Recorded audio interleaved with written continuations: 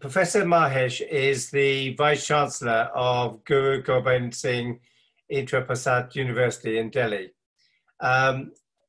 Mahesh sends his apologies. He is stuck, I think, in a taxi from one meeting to join us, but obviously traffic in Delhi has its own mindset. So I'm going to be a second option, and I will walk through the slides that he presented. Next slide.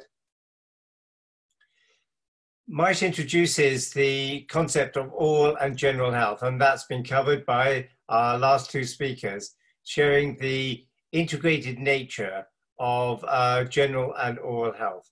Next slide. And of course, as we know, the common risk factor is shared from oral health with cardiovascular, cancers, obesities, diabetes, and many others.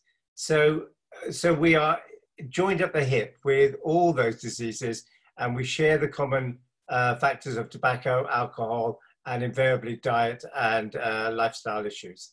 Next slide.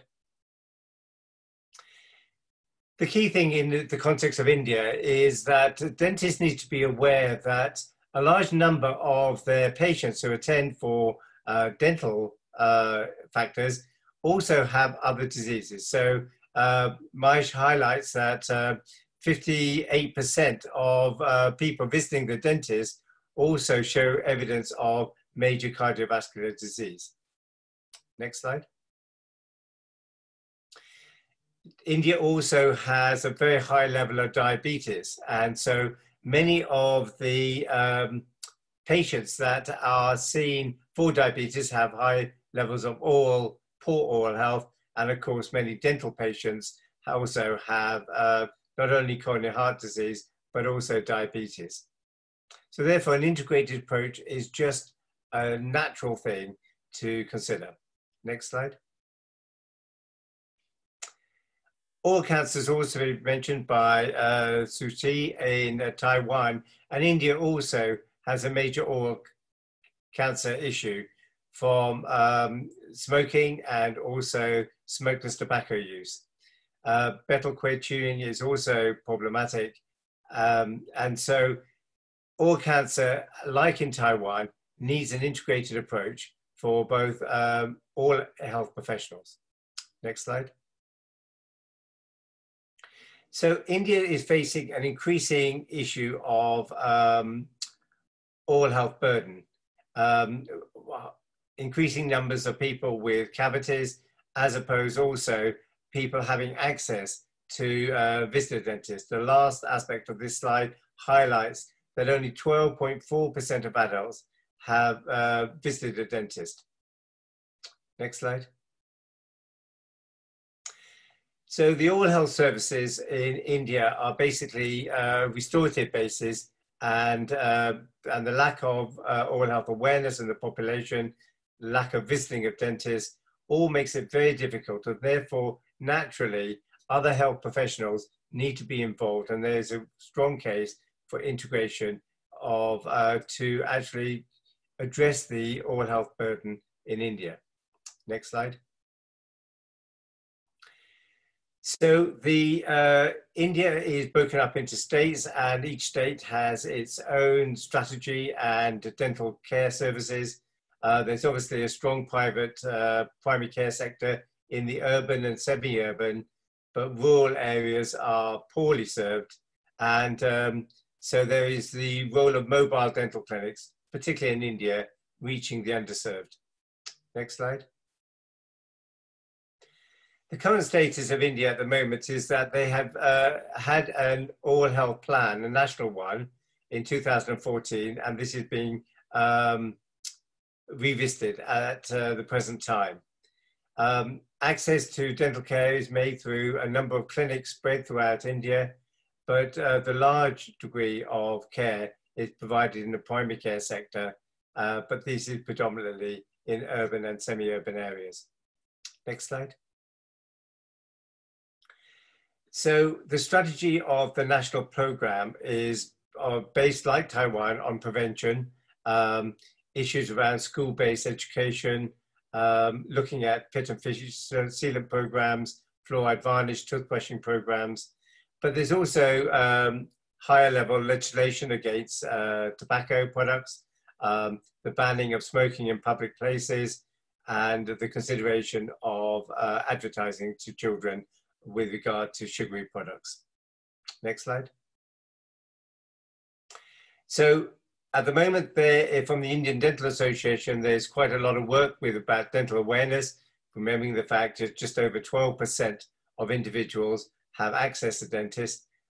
So there is a good deal of action needed in the awareness.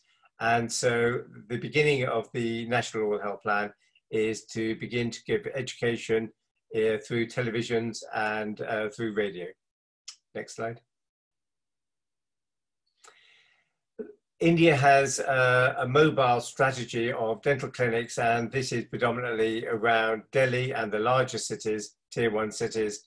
And this is again to promote understanding about oral health and to do some preliminary screening. Next slide. The school-based programs are there, and initially starting as a dental project, but increasingly there is integration of using school-based program in an integrated way. Mahesh actually spoke about this in the webinar on toothbrushing, which was screened just a few weeks ago.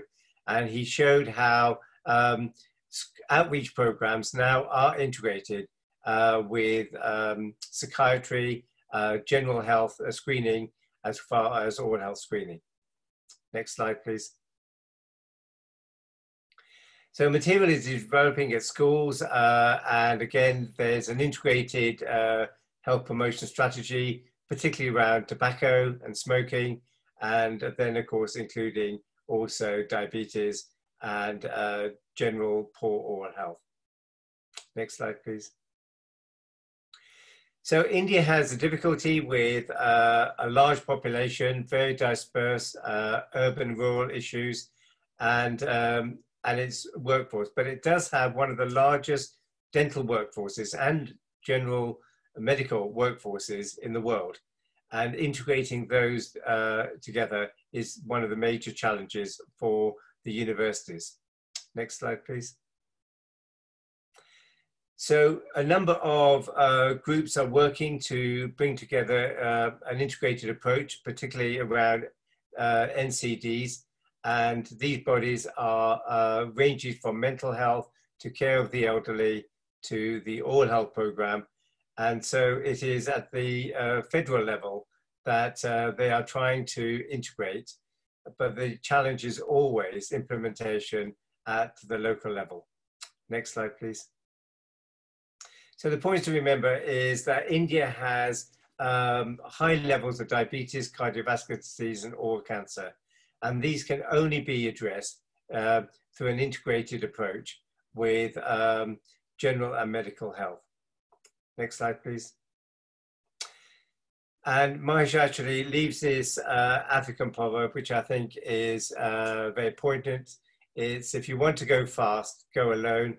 If you want to go far, go together. And I suppose that should underline the whole DNA of what we're trying to say in the integration debate.